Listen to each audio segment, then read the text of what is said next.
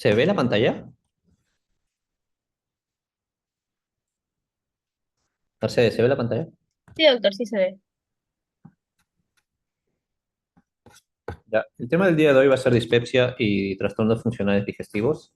En general, dispepsia y colon irritable, que son las manifestaciones o los trastornos funcionales digestivos más frecuentes que tenemos y que deberíamos tener en cuenta. Voy a cerrar un momento esto y voy a bajar esto. Tenemos generalmente el concepto de dispepsia, debería basarse siempre en dispepsia de dos tipos. La dispepsia es lo que ustedes llaman como mal llamado gastritis, o sea, dolor tipo ardor a nivel epigastrio, que la mayoría de sus pacientes van a decir tengo gastritis, o ese embalonamiento, hinchazón abdominal, con sensación de llenura precoz, y el mal llamado gastritis. El concepto verdadero es en base al criterio de Roma 4 y el concepto es dolor epigástrico o sintomatología de llenura precoz de un mes de duración en ausencia de otras causas. Y hay dos tipos de dispepsia, la dispepsia secundaria que tiene una causa orgánica de base y la otra dispepsia es la dispepsia de tipo primaria o funcional o también más llamada gastritis emotiva, que es una causa, es un trastorno funcional digestivo y no suele tener una causa luego de estudios, no necesariamente endoscópicos, pero sí test de aliento y otras causas que puedan sospechar, sospechamos de una dispepsia primaria, que suele ser una causa muy frecuente de consulta, mientras que la dispepsia secundaria puede ser orgánica por un cáncer, por úlcera péptica, por otra causa asociada, y hay un concepto sobre si la dispepsia está asociada al Helicobacter o no, y eso se ve de acuerdo a la sintomatología del paciente. Hay dos tipos de sintomatología específica: dolor epigástrico, tipo ardor, o, o llenura precoz asociado con embalonamiento, hinchazón abdominal. Es el criterio de Roma 4 que define eso, que debe durar por lo menos un mes de dolor y al menos 6 meses previo al diagnóstico y que haya persistido por la sintomatología por lo menos 3 meses, sin evidencia de una causa estructural, dependiendo de qué paciente, sobre todo dispepsia funcional, incluyendo una endoscopia alta que explique los síntomas del paciente. Ojo, estamos hablando de dispepsia funcional y hay criterios para hacer endoscopía y eso lo hemos hablado en clase, sobre todo con los chicos del Revalidati. Entonces, entremos al subtipo de dispepsia funcional. Cuando tenemos dispepsia funcional, tenemos que decir el tipo variedad epigastralgia, es aquel paciente que te viene sobre todo con dolor epigástrico tipo ardor, tipo punzada, que se puede estar asociado con la alimentación. A diferencia del otro tipo, que es el síndrome de estrés postprandial, que generalmente va con saciedad temprana y llenura precoz. Entonces, tenemos dos tipos de dispepsia primaria o funcional: la epigástrica, variedad epigástrica, y la variedad síndrome de estrés postprandial o llenura precoz. Dentro de eso, hay que saber, doctor, pero si un paciente tiene sospecha de clínica asociada de dispepsia, ¿cuándo debo definir yo la posibilidad de hacer una endoscopía? Bueno, cuando haya signos de alarma. ¿Qué signos de alarma presenta? Disfagia, pérdida de peso, sintomatología que el paciente que no justifica el cuadro clínico y la persistencia de su sintomatología amerita que ese paciente se le haga una endoscopía a la brevedad. Entonces, cuando nosotros hablamos de un paciente con dispepsia, debemos entender dos contextos. Aquí se puede escribir, ¿no? En grande, acá. Ay,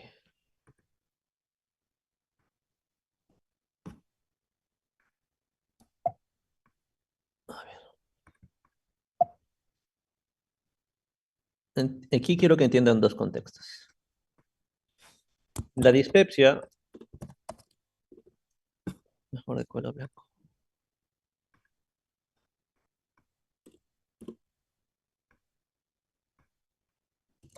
La dispepsia funcional, que es la mal llamada gastritis emotiva, y la dispepsia secundaria. Y dentro de la funcional tienen que recordar que hay dos tipos.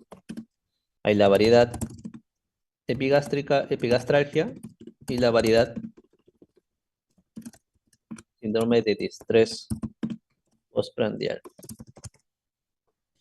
Cuando acude o consulta a un paciente con dolor abdominal, como uno de los chicos con los que estábamos hablando en clase, en los seminarios, le digo, oye chico, ¿y tú qué clínica tienes? Y mira, clínica, paciente varón de 22 años, que acude a consulta por presentar llenura precoz, embalonamiento, hinchazón abdominal, dolor abdominal intermitente. a nivel de epigastrio. Puede ser un cuadro de dispepsia, sí, pero debe ser catalogado como una dispepsia no investigada.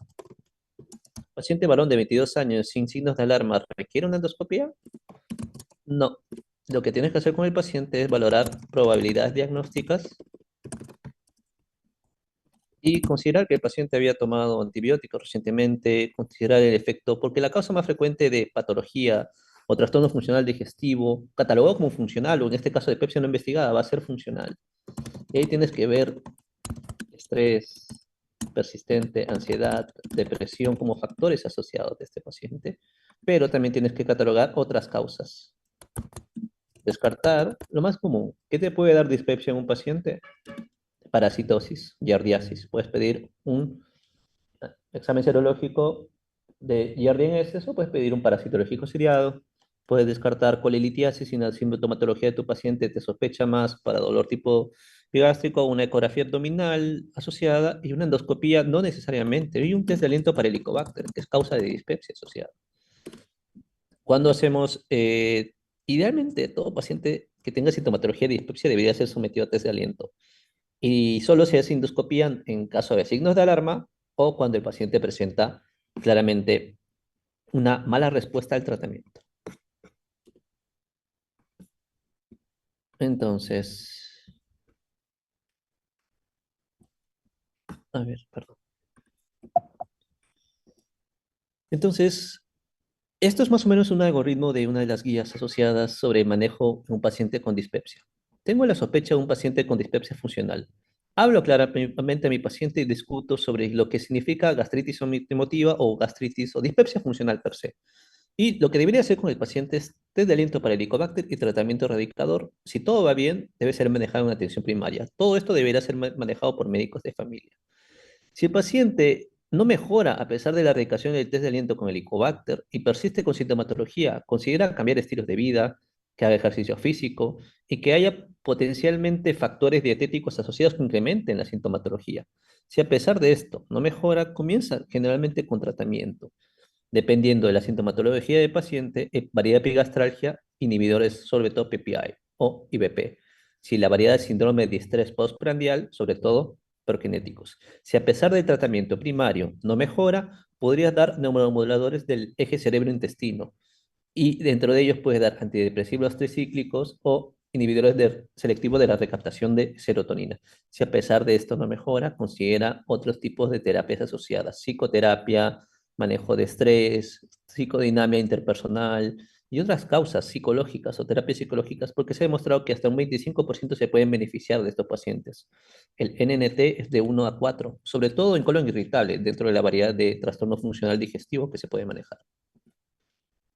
Entonces, esto es más o menos lo que les he dicho, paciente con sintomatología de dispepsia, qué es lo que le debieras consultar, qué mínimos exámenes le debería solicitar un paciente, generalmente un programa completo a pacientes mayores de 55, y dependiendo de dónde te encuentres, porque hay pacientes que pueden tener enfermedad celíaca, deberías considerarlo como una opción muy alejada, dependiendo de la sintomatología.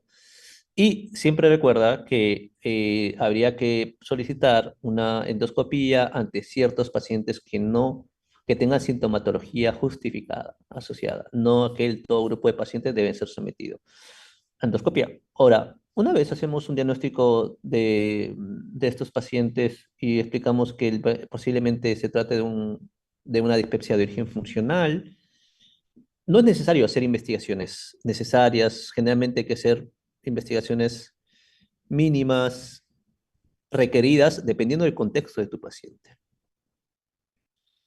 Entonces, esto es de la guía CG, es muy bonito. Paciente con un adulto con dispepsia, incluso ellos te ponen el tope de 60 años. Mayor de 60 años, idealmente endoscopía para descartar organicidad. Menor de 60 años, test and treat. Testea con test de aliento para Helicobacter y dale tratamiento. Si sale positivo, ok, genial. Si sale negativo o sale positivo y no responde, comienza con línea PPI, primera dosis, TCI, que es antidepresivo tricíclico, prokinéticos asociados, o considerar psicoterapia en caso de que no haya respuesta al tratamiento. Recuerda que si hay una causa orgánica, la dispepsia secundaria, y esto requiere base cáncer gástrico, linfoma, endocarcinoma, úlcera gástrica, darle tratamiento de acuerdo a la patología del paciente.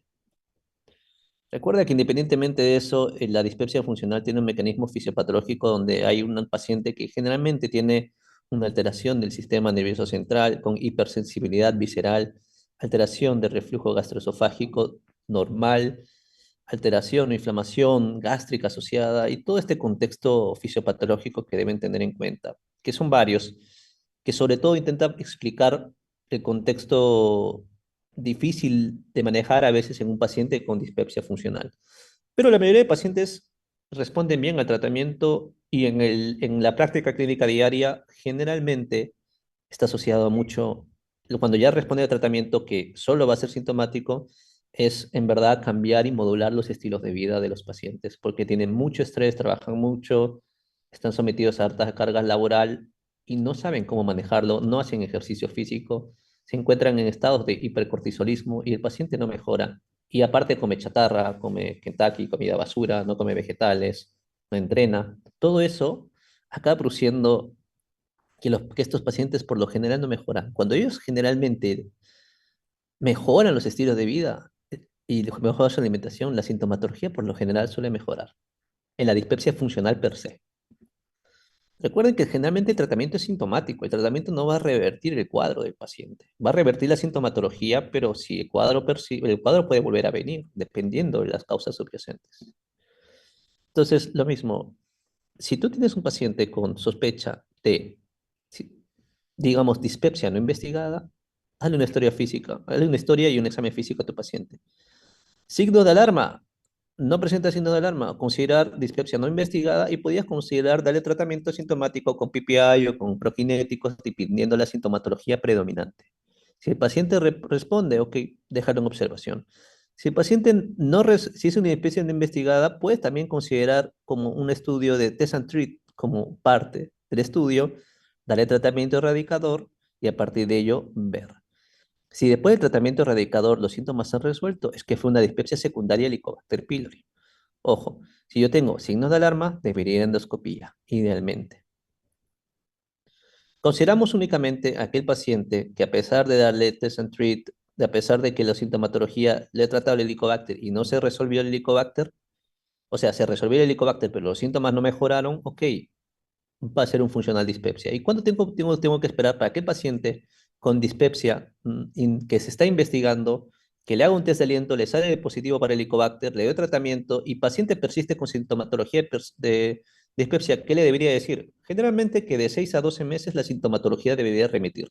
Si a partir de los 6 a 12 meses el paciente persiste con síntomas dispépticos, es que la dispepsia probablemente no sea secundaria al Helicobacter, sino tenga un enfoque de tipo funcional. Y esto es más de lo mismo, dependiendo del tipo de dispepsia funcional, hay que elegir qué tipo de tratamiento o droga le podríamos dar al paciente. Y bueno, esto es más de lo que ya les había comentado anteriormente. Una pequeña nota sobre la gastritis asociada al Helicobacter, porque creo que lo deberían tener en cuenta a tener. Miren, esto ya lo hemos hablado. La gastritis, o mal llamada, o la gastritis emotiva o dispepsia funcional, es un cuadro clínico sindrómico que hemos hablado anteriormente. La gastritis asociada al Helicobacter pylori es un cuadro que se asocia con el fenómeno de Correa a la evolución de lo que es el cáncer de estómago. Y usted me pregunta, doctor, pero ¿es importante tratar el Helicobacter? Y es lo que hablábamos con los chicos del hospital. Generalmente el Helicobacter es una causa y un factor A para la evolución de cáncer gástrico y de otras enfermedades asociadas. Que la incidencia de Helicobacter pylori está asociado sobre todo en unos serotipos al desarrollo de cáncer, a la evolución del fenómeno de Correa a través de gastritis superficial, crónica, atrófica, metaplásica, displasia. Y a veces me preguntan, doctor, ¿pero cuánto tiempo demora en llegar hasta cáncer? Eso está estudiado en un estudio de Bryce que te decía que el riesgo asociado de que una gastritis atrófica y una gastritis metaplásica desarrolla cáncer en 10 años, entre 1% en atrofia extensa y metaplasia intestinal incompleta hasta 2% en 10 años. Ese es tu riesgo asociado. Recuerden bien que no sabemos hasta cuánto es la población a nivel de Perú, pero se dice que puede ser más de 50%, ya que no tenemos estudios poblacionales infectados por el Helicobacter. La presencia de Helicobacter no quiere decir de todas maneras que no debe de ser tratado. La transmisión es orofecal sobre todo. Comiendo, digamos, las personas hacen sus necesidades, no se limpian bien y te dan de comer, comiendo en la calle, sobre todo. Y tiene un grupo de enfermedades que puede producir, como ustedes pueden ver a continuación, y que el serotipo, la variabilidad de la patogenicidad está asociado con el tipo CAC y BAC asociado, que generalmente estos factores virulentos tienen mayor riesgo de estar asociados a cáncer gástrico. Pero mira aquí, o sea, el Helicobacter pylori no solo produce gastritis, atrofia, metaplasia y displasia, cáncer, sino linfoma MALT. El 90% de las infecciones por Helicobacter son asintomáticas y otras complicaciones como úlcera gástrica asociadas. Entonces, ¿por qué es importante entender esto? Porque la gastritis por Helicobacter produce cáncer, quieras o no, sobre todo algunos tipos asociados, y que la incidencia de cáncer, o sea, tu riesgo de cáncer no la puedes saber si no tienes, si no sabes si tienes Helicobacter o no tienes Helicobacter. Y para eso lo que tú deberías hacer es idealmente apuntar a tener políticas públicas a futuro donde erradiques el Helicobacter para disminuir la incidencia de cáncer. No lo tengo acá, pero es una charla de otra clase donde la incidencia de eliminar el Helicobacter y la asociación de cáncer se vio en un estudio de un random clinical trial de China. Hicieron seguimiento a un grupo placebo versus un grupo infectado por Helicobacter, aquel grupo placebo o grupo que no está infectado y otro grupo que estaba infectado por Helicobacter, le hicieron seguimiento de 27 años. A los 13 años en el punto de corte no vieron incidencias significativas, pero a los 27 años vieron que el riesgo de cáncer disminuía hasta en la mitad en la población que había sido tratado por Helicobacter, mientras que el otro se había incrementado prácticamente a casi el doble. Es un estudio que tiene validez científica y cuando tú hablas de prevención primaria en Helicobacter, es uno de los estudios que más se habla de ello porque justifica el tratamiento. En Japón y en Corea iniciaron a partir de los 80 y 90 respectivamente tamizajes de salud pública para test de aliento o sobre todo endoscopía cada 2 años. Y lo que ellos han encontrado es incrementar la detección de cáncer gástrico en etapas tempranas y disminuye la incidencia de cáncer gástrico avanzado, pero tanto es así que prácticamente ellos tienen un 70% de cáncer gástrico temprano y un 20% de cáncer gástrico avanzado, pero su mortalidad, conforme van pasando los años, ha ido disminuyendo, porque ha diagnosticado en etapas tempranas.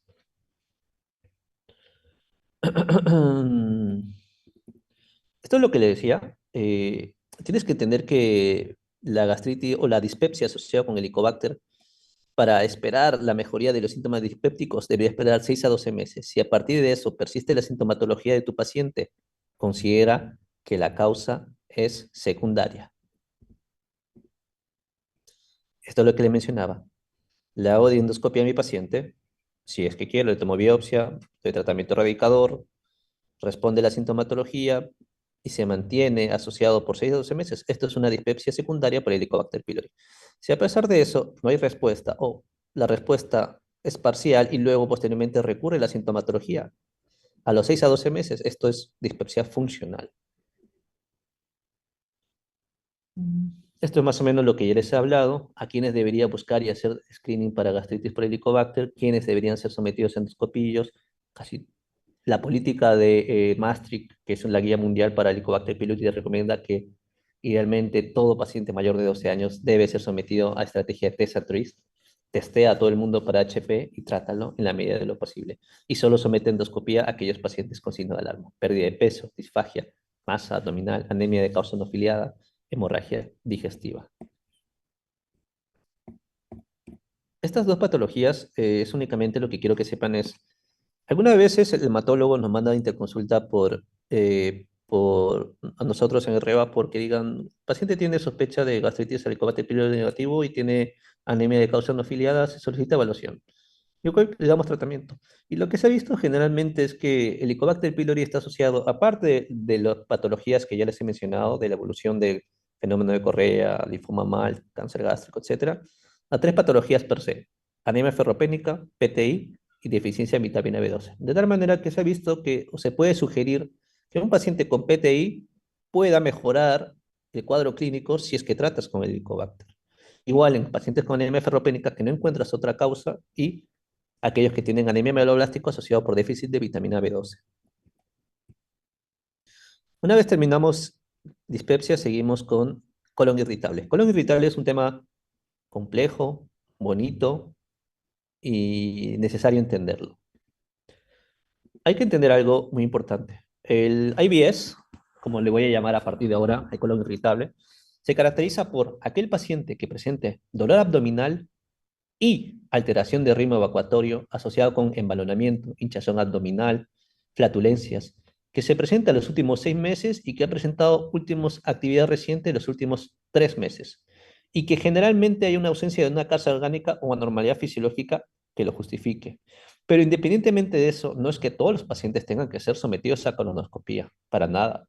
Generalmente, pacientes sin signos de alarma o menores de 45 años que tienen clínica clara, le das tratamiento, mejoran con el tratamiento, pero ves el enfoque biopsicosocial de tu paciente, es claramente probable colon irritable.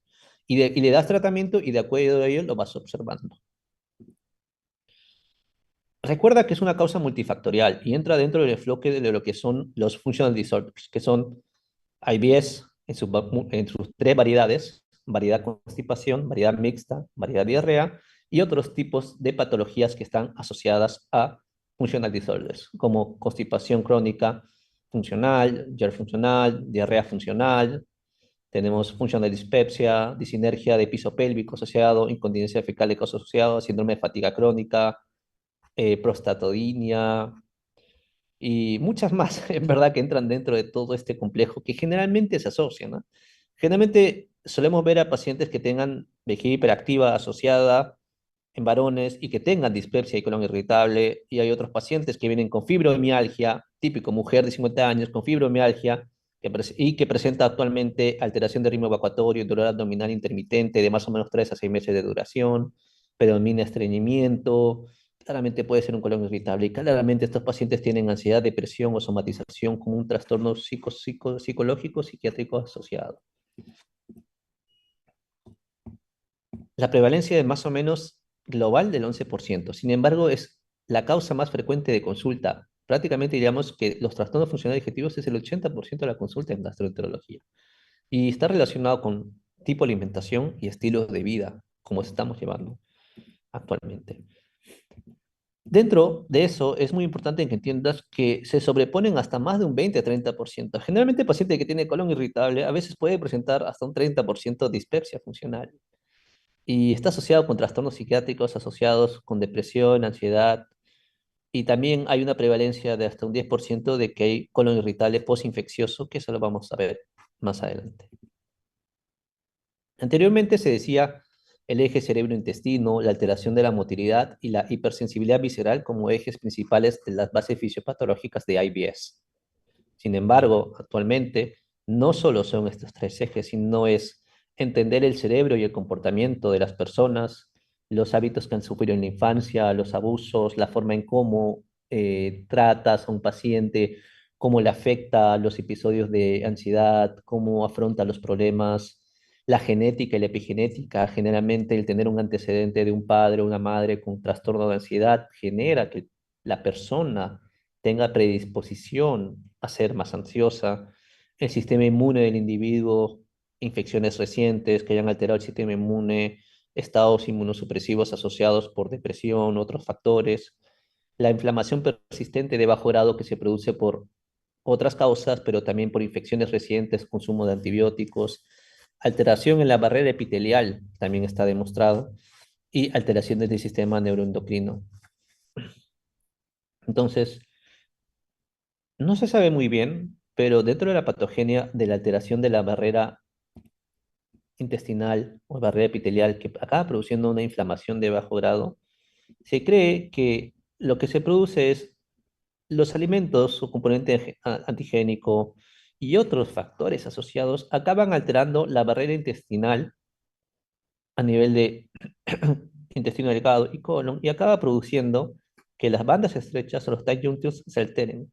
Al alterar esas bandas estrechas, que digamos unen una célula con otra célula, se incrementa la permeabilidad intestinal, y esto acaba produciendo que se produzca una activación de la triptasa de los mastocitos y se produzca una inflamación persistente de bajo grado. Digamos que la infiltración de células inmunes de bajo grado o esta inflamación de bajo grado es un eje principal en lo que vendría a ser el evento temprano que acaba produciendo IBS a la larga. También se dice que esta inflamación persistente de bajo grado produce que el paciente esté con una respuesta antiinflamatoria disminuida y una respuesta inflamatoria incrementada. Otras alteraciones que pueden ver es que digamos, la persistencia de los mastocitos, las alteraciones que puedan haber a dicho nivel, activan vías somáticas y vía visceral del dolor y se producen alteraciones estructurales de tal manera que el paciente a la distensibilidad del aire a nivel colónico, el paciente tiene una hiperreactividad visceral al dolor. Es decir, prácticamente puede que tengan los receptores se activen con menor presión, los varoreceptores a nivel somático del dolor se activan con menor presión de aire en el colon, de tal manera que produce mayor dolor a menos cantidad de aire, digamos. Eso es lo que se postula, porque todos estos son teorías. Son teorías que más o menos deben entender, no deben entender de manera, deben saber, porque esto ya lo han visto en fisiología, fisiopatología, pero deben entender cómo funciona sobre todo la clínica del paciente, porque a partir de eso tú vas entendiendo cómo funciona la sintomatología del paciente.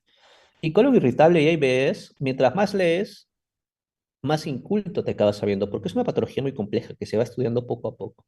Yo mientras más leo colon irritable y IBS, voy entendiendo cómo manejarlos, pero su mecanismo fisiopatológico, porque es múltiple, es muy variado y te puede a veces perder, pero en mi experiencia, yo considero que el colon irritable, sobre todo el postinfeccioso, es aquel que ha tenido infección reciente y ha desarrollado IBS, sobre todo cuando estaba ante un evento estresor muy importante de su vida y comienza a tener lamentablemente esta infección bacteriana produce una inflamación de bajo grado por alteración de la permeabilidad intestinal y el paciente acaba teniendo predisposición a tener IBS en los próximos meses, sobre todo si ha estado también con una alteración emocional en dicho nivel.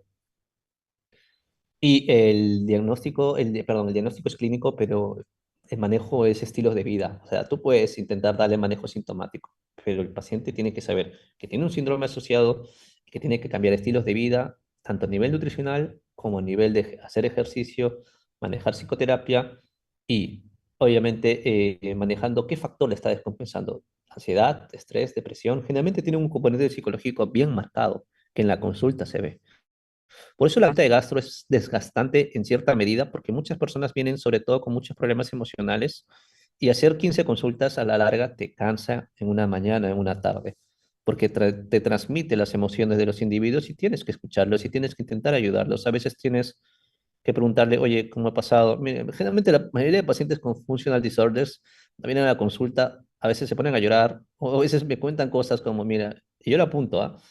Paciente viene porque acude a fallecimiento reciente de esposo y hace 3 meses comenzó con sintomatología y la otra persona convive con una pareja que le produce mayor daño que bien y comienza con sintomatología persistente y otra persona que se separaron sus padres y comienza con sintomatología. O sea, todos generalmente tienen una causa subyacente siempre y cuando tú les preguntas de manera detallada cómo se sienten ellos, de verdad.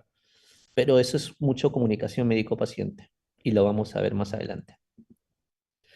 Se cree que unos pacientes con IBS puedan tener también SIBO.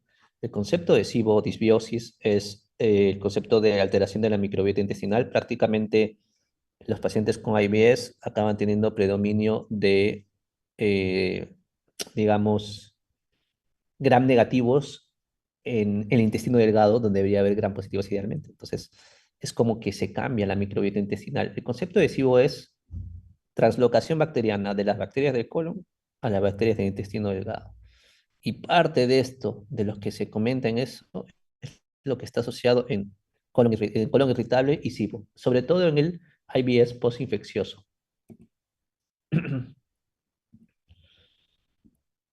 Esto es parte del estudio que dice, hay sujetos que pueden desarrollar posterior a una infección IBS o colon irritable. Sí, y esta es una teoría que se está estudiando que a mí me parece súper interesante. Se dice que el agente infeccioso, por ejemplo, Shigella, Salmonella, acaba teniendo una toxina de distensión citolectal, que tiene cierto componente que comparte mimetismo molecular con la mucosa intestinal a nivel de la vinculina de la zona adherens de lo que viene a ser en la etapa de las tight junctions. Entonces, el concepto es lo siguiente, que la toxina citoletal, al compartir mimetismo molecular, el organismo acaba desarrollando anticuerpos contra la toxina citoletal de distensión, pero al mismo tiempo que tú compartes anticuerpos contra estos, te estás desarrollando autoanticuerpos contra la vinculina humana a este nivel. Si alteras la vinculina humana a este nivel, ¿qué es lo que te va a producir? Pues te va a producir todo el mecanismo de incremento de la permeabilidad intestinal, sistema de inflamación de bajo grado y por ende colon irritable. Entonces, se está teniendo en cuenta para explicar cómo funciona el tema de colon irritable, sobrecrecimiento bacteriano, sobre todo IBS postinfeccioso, en el cual el paciente tiene una infección reciente, 3 a 6 meses, sobre todo bacteriano, intenso, y que al tener este mimetismo molecular de esta toxina citoletal, acaba teniendo, digamos, un mimetismo molecular con la vinculina de la parte de las tight junctions asociadas y se forman anticuerpos antivinculina. Y estos anticuerpos antivinculina acaban alterando toda esta zona. Y al alterar toda esta parte de la mucosa intestinal, acaba produciéndose inflamación de bajo grado, incremento de la permeabilidad intestinal y sintomatología adicional. Y se dice también que estas alteraciones del sistema neuroentérico produce que haya dismotilidad en el paciente asociado. Aparte de inflamación de bajo grado, hay dismotilidad. De tal manera que el paciente produce mayor cantidad de gas metano y se produce sobre todo IBS, variedad, constipación o bacterias formadoras a predominio de hidrógeno y se produce una IBS, variedad, diarrea.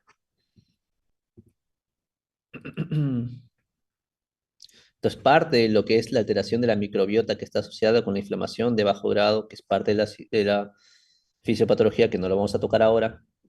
Y bueno, esto es lo que les he comentado de cómo el eje cerebro-intestino, cómo las alteraciones, la carga genética, epigenética, familiar, cómo hay una bidireccionalidad entre la alteración del sistema nervioso central y esto cómo se influye a nivel del sistema nervioso entérico del aparato digestivo. El comportamiento, el catastrofizar, todo acaba teniendo vías nociceptivas para la sensibilidad visceral. Por último, los criterios diagnósticos para yo diagnosticar por Roma 4 para IBS es dolor abdominal, alteración de ritmo evacuatorio y con todos estos tres que le he mencionado, y que hay cambios en Roma 4 con respecto a Roma 3, con respecto a que antes se decía que el dolor abdominal calmaba con la defecación, y ese criterio ya ha cambiado. El criterio actualmente dice se relaciona con la defecación. Ya que muchas veces tú le preguntas, ¿y usted después de defecar le calma el dolor? Sí, pero a algunos pacientes no, les incrementa. Y eso ya es lo que está cambiando actualmente. Actualmente, el cambio es que está relacionado con la defecación. No solo puede calmar, incluso puede empeorar el dolor abdominal. Y está asociado a disconfort y cambios a veces en la frecuencia de las heces. No siempre va a ser estreñimiento, no siempre va a ser diarrea. Esto de acá es la escala de Bristol para decir nosotros cómo está la diarrea. Cuando ustedes vienen con cómo están las heces, cuando ustedes vienen con diarrea, chicos, yo les digo Bristol 7. Paciente viene con deposiciones líquidas sin moco, sin sangre, Bristol 7. Líquidos. Semilíquidos, semiformados, formados normal, tipo 4. En estas embolitas, tipo 2, más embolas y hard nuts a este nivel. Estreñimiento, estas tres. Diarrea, estas tres. Cuando tú haces una historia clínica, tú lo que deberías poner, el paciente viene por deposiciones líquidas o semilíquidas, Bristol 6 o 7. Cuando yo evalúo al paciente también en la consulta, digo, paciente, constipación, digo, a ritmo evacuatorio, una defecación cada 2 días, Bristol 2. Entonces yo sé que el componente principal es estreñimiento. Y generalmente pueden haber tres tipos, como les he dicho, IBS, variedad diarrea, IBS variedad mixta y IBS variedad constipación. Y hay una que no creo que necesitan aprender que es inclasificable. Pero dependiendo del tipo de la defecación, del número de movimientos intestinales, tú clasificas si predomina la diarrea o el estreñimiento de tu paciente o suele ser mixto. Ahora, ¿cómo evaluamos un paciente con IBS? Bueno, pilares básicos, historia clínica, test diagnósticos limitados. Algunos te dicen hemograma y PCR y valorando en base a la organicidad y un examen físico para valorar otras, un dato rectal mandatorio. Ahora, digamos, ¿qué enfermedades deberíamos excluir por frecuencia? Y esos son las grandes imitadoras de la IBS, así como hay otras enfermedades que hacen mimicking con GERD, con ERG. Para IBS son enfermedad inflamatoria intestinal, enfermedad celíaca, síndrome de mala absorción y colitis microscópica. Siempre cuando tú tienes enfermedad inflamatoria y enfermedad celíaca, y esto ya lo he hablado, colitis microscópica es diarrea crónica en adultos mayores, colon normal, pero a la biopsia va a salir colitis tipo linfocítica o colitis tipo colagenosa. Entidad benigna que suele evolucionar favorablemente con manejo sintomático. Entonces, cuando tenemos un paciente con, digamos, cuadro clínico de este tipo de sospecha de dolor abdominal, alteración de ritmo evacuatorio, examina bien al paciente. Fíjate si tiene causas orgánicas. Si no tiene causas orgánicas, sospecha de colon irritable hasta demostrar lo contrario. Entonces, no es necesario ni se descarta otras patologías, pero sí das un diagnóstico positivo hacia IBS. Ok, IBS, probable IBS, es lo que yo suelo colocar a mis pacientes. Pero si un paciente ya tiene sintomatología de dolor abdominal por los últimos 3 a 6 meses con alteración de ritmo evacuatoria, predominio, diarrea o estreñimiento, y que el dolor calma o se empeora con la defecación, que tiene distensión abdominal, bloating, flatulencias, y tiene sobre todo sintomatología no gastrointestinal como letargo, migraña, o paciente con otro componente psicosomático, probable IBS hasta demostrar lo contrario. ¿Qué exámenes debería solicitar? Solicitamos generalmente exámenes mínimos, hemograma completo y PCR. Calproteína fecal cuando hay sospecha de enfermedad inflamatoria intestinal en ciertas partes del mundo. Pero hemograma y PCR. Todo sale muy bien, ok. Dependiendo de lo que presente el paciente, tú vas haciendo diagnósticos diferenciales, pero no necesitas hacer colonoscopia a todos los pacientes. Este de acá, creo que explicarles mejor acá. Entonces, una vez identificamos al paciente, tenemos que decir qué síntoma predomina en el paciente, darle una educación adecuada a tu paciente, crear un vínculo, nexo entre relación médico-paciente para que él confíe en ti y que entienda lo que le estás explicando. Porque muchas veces es muy fácil como gastroenterólogo decir, yo le evalúo al paciente y le digo, usted tiene colon irritable. Vaya, tome este tratamiento y siga, ya lo vemos en un mes. No, lo ideal es decir, mire, usted tiene sintomatología que está asociada probablemente a su trastorno de ansiedad, a sus otros factores y probablemente usted tenga un IBS, un probable IBS, pero también hay probabilidad de otras formas de ver. Probablemente lo tenga que evaluar en 2 a 4 semanas para ver la evolución clínica y saber que solo sea eso. Si a pesar de ello no mejoró usted con el tratamiento, persiste la sintomatología, hay validación de otros estudios asociados. ¿Me entiendes? Pero una vez que tengas eso, educa a tu paciente, identifica qué tipo de paciente es, qué tipo de IBS, las características, las perspectivas del paciente, edúcalo, comparte con él, explícale lo que tiene y optimiza el tratamiento en base a la sintomatología predominante. Primera aproximación siempre estilos de vida y generalmente cambios en los estilos de vida y en la dieta. Segunda aproximación o segundo debe ser el tratamiento farmacológico. En el tratamiento farmacológico va a depender de la sintomatología predominante. Hay vías para diarrea, loperamida para la diarrea y otros fármacos que generalmente no tenemos aquí, pero el Luxodide se puede usar. Como pain para dolor abdominal, antiespasmódicos puedes usar. Iosina, bromuro de pinabero, bromuro de tilonio y citrato de albirina son los que tienen mejor evidencia científica, pero eso va a depender también del paciente, ¿no? Generalmente lo conversamos. Para manejo de IBS, variedad de estreñimiento, manejamos el estreñimiento con fibra, generalmente con psyllium. Si no mejora con psyllium, podemos usar linaclotide, lubiprostone o laxantes, como polietilenglicol en sobres pequeños. De esto, lo que sí sepan es que el dolor abdominal en los pacientes con IBD generalmente mejoran con antidepresivos tricíclicos cuando no mejoran con antipamódicos, mientras que el paciente con dolor abdominal de tipo variedad de estreñimiento mejora sobre todo con los inhibidores selectivos de la recaptación de serotonina.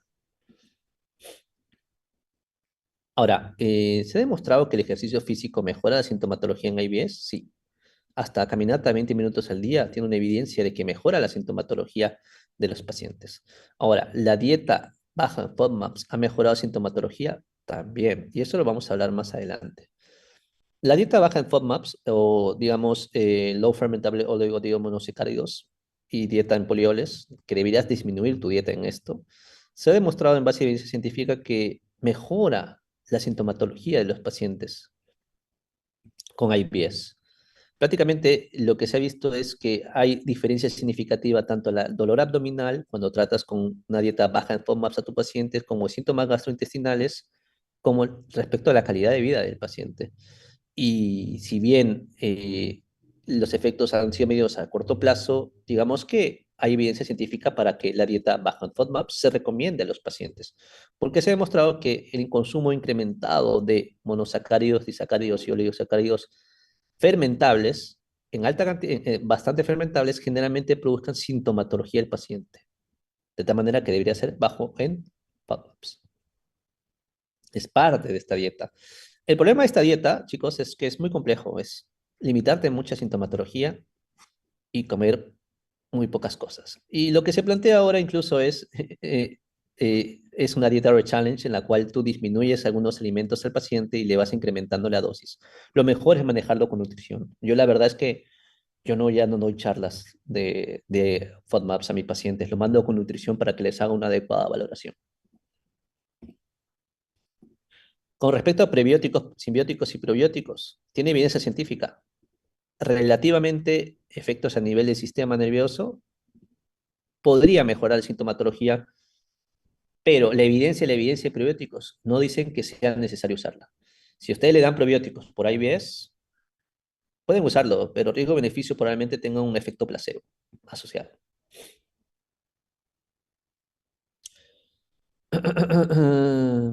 Recuerda bien que si bien demostró ligera evidencia científica, el grado de recomendación es bajo. A tipo personal, no recomiendo usar probióticos ni para SIBO ni para IBS hasta que no haya una evidencia científica que me diga que debe usarlo, excepto que el paciente entienda que probablemente entre no usar nada y eso, y sepa que tenga un efecto placebo, podría usarlo, ok. Esto es más para rifaximin en uso de IBS, que eso lo vamos a hablar en otro momento, porque eso es más de su especialidad. Pero esto es lo que se ha visto. En colon irritable asociado a SIBO, bueno, ese es un estudio en el cual se dijo que aquellos pacientes que tenían sobrecrecimiento bacteriano asociado con IBS, variedad diarrea, dosis cortas de 2 semanas de rifaximina, ya sea a 1200 miligramos o 1500 miligramos, demostró mejoría sintomatológica en el paciente. Y este estudio de Pimentel recomendaba incluso hasta dar 2 ciclos. Yo suelo dar rifaximina a mis pacientes con IBS que no mejoran, que predomina el balonamiento y que asocian sobrecrecimiento bacteriano, demostrado con un test de SIBO positivo, test de hidrógeno aspirado o metano aspirado para positivo. Entonces, más del tratamiento, el efecto de fibras asociadas y bueno, esto es los metaanálisis de los medicamentos que tienen mejor evidencia científica, bromuro de primaverio, iosina o bromuro de escopolamina, bromuro de otilonio y simetropro. Esos son los que tienen mayor evidencia para uso, pero en verdad va a depender mucho del paciente. Yo voy viendo el fármaco que le va mejorando el tema del dolor abdominal al paciente como antiespasmódico asociado. Y esto es más de fibra, esto es más de especialidad, que no lo vamos a tocar en este momento. Y me gustaría mostrarle una última gráfica, porque esto no lo vamos a preguntar. Esto es un punto importante. Chicos, ¿la psicoterapia funciona en IBS? Sí. La psicoterapia en global tiene un número necesario de tratar de 4. Quiere decir, la terapia cognitiva ocular es decir, 1 de cada 4 o 1 de cada 3 pacientes que le han dado tratamiento se beneficia claramente de psicoterapia en IBS, por lo cual deberías recomendarlos a tus pacientes. Y este algoritmo es lo que más me gustaría saber. Todo paciente con sospecha de IBS, examínalo, pide hemograma PCR. Si tiene signo de alarma, ok, haz estudios. Colonoscopy, ¿qué estudios de alarma? Pérdida de peso, causa anemia no afiliada, más de 50 años, 55, 50 años, historia familiar de cáncer. Si no tiene signos de alarma, es una dispepsia, perdón, es un IBS no investigado. Cambios en los estilos de vida, mándalo a nutrición para que haga FODMAPs, una dieta baja en FODMAPs, y que entrene, haga actividad física y considera psicoterapia. Y darle tratamiento sintomático en base a la sintomatología de tu paciente. Si la sintomatología persiste, hazle colonoscopia. Si hay una causa patológica, una enfermedad celíaca, colitis microscópica, ok, considera que no ha sido IBS, sino ha sido una enfermedad que parecía IBS y mándalo a manejo específico. Si la colonoscopia es normal, es IBS probablemente, y hay que seguir el tratamiento y ver cómo va el paciente. Si persiste la sintomatología, pues puede ser un IBS refractario al tratamiento y considera dar antidepresivos o ansiolíticos para tu paciente. Si esto no mejora, refiere al especialista, sobre todo de fisiología digestiva, para considerar otros factores asociados. Gracias, chicos. ¿Tienen dudas?